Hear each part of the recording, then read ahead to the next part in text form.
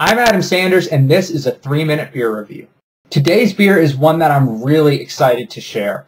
In my view, it's something of a dark horse. It's from a brewery that I have a lot of respect for as one of the founders of the American craft beer scene, but it's a brewery that rarely blows me away. This beer, however, caught me by surprise. Let me show you today's beer. It's Samuel Adams Noble Pils. This beer clocks in at 5.2% alcohol by volume. It's brewed with all 5 different noble hop varieties. Now, if you watched my last video called What is a Noble Hop, you should have some expectations about what this beer should taste like and, most importantly, smell like.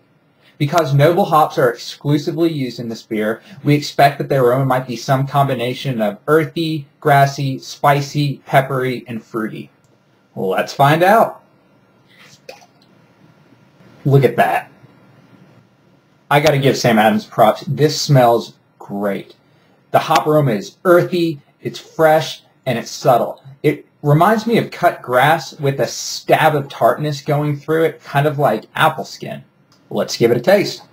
Wow. This beer has some moderate herbal hop bitterness up front that once again kind of reminds me of apple skin, but it's not too intense. Remember, noble hops are low in bitterness. In fact, I think tart might be a better word for the flavor that the hops impart to this beer rather than bitter. Now, this is followed by smooth, grainy, bready maltiness that kind of reminds me of how hay might taste if I was someone who ate hay, or dried grass that you chew on. This beer is light, it's crisp, it's delicious.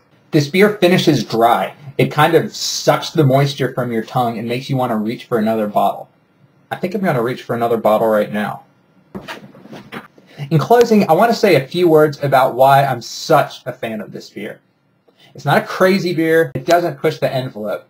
But what it is classic. You've got to be able to appreciate a beer like this that's made in a classic style, Bohemian Pilsener in this case, and it pulls it off with fantastic execution.